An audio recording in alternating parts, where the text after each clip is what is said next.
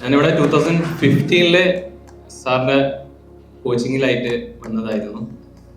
ഇത് വന്ന സമയത്ത് നമ്മൾ മെൻ്റലി പ്രിപ്പയർഡ് അല്ല, ജസ്റ്റ് ഒന്ന് പഠിച്ച് പോകുക എന്നുള്ള രീതിയിലായിരുന്നു ഇവിടെ വന്നത്. ആദ്യത്തെ 2 മാസം കഴിഞ്ഞ സമയത്ത് തന്നെ നമ്മൾ ആദ്യം AF സാർ നമ്മളോട് ചെയ്തത് നമ്മൾ ആദ്യം മെൻ്റൽ പ്രിപ്പറേഷൻ ആയിരുന്നു.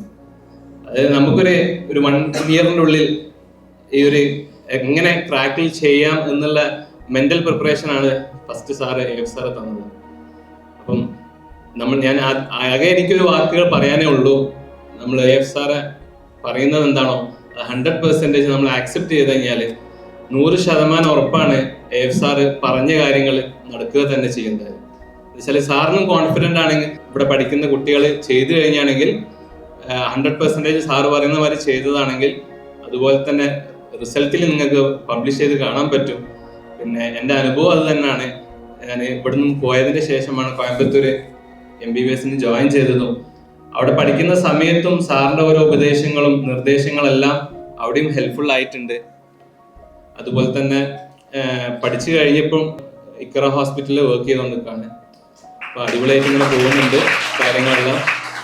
പിന്നെ നിങ്ങളും അതുപോലെ തന്നെ മെഡിക്കൽ ഫീൽഡിലേക്ക് വരാണെങ്കിൽ മെഡിക്കൽ ഫീൽഡിലേക്ക് വന്നതിന് ശേഷം നമുക്ക് ഏറ്റവും കൂടുതൽ വേണ്ടത് പേഷ്യൻസിനോടുള്ള കമ്മിറ്റ്മെൻ്റ് ആണ്. ഏത് സമയത്തും ഏത് സാഹചര്യത്തിലും നമ്മൾ പേഷ്യൻസിനോട് നമുക്ക് ടൈം ലിമിറ്റ് ഇല്ല. ആ പേഷ്യൻ്റ് ഏത് സമയത്താണോ ക്യൂർ ആവുന്നത്, ഏത് സമയത്താണോ അവർ സ്റ്റേബിൾ ആകുന്നത്, അതുവരെ നമ്മൾ ആ ഒരു പേഷ്യൻസായിട്ട് സ്ട്രഗിൾ ചെയ്തുകൊണ്ടിരിക്കും. അവരുടെ ഡയഗ്നോസിസ് കിട്ടാൻ സ്ട്രഗിൾ ചെയ്തുകൊണ്ടിരിക്കും. ആ ഒരു കമ്മിറ്റ്മെൻ്റ് ഉള്ള ആളുകൾ തീർച്ചയായിട്ടും നമ്മുടെ ഫീൽഡിലേക്ക് വരണം. തീർച്ചയായിട്ടും നമ്മുടെ ഫീൽഡിലേക്ക് വെൽക്കം ചെയ്യുന്നു. All the best.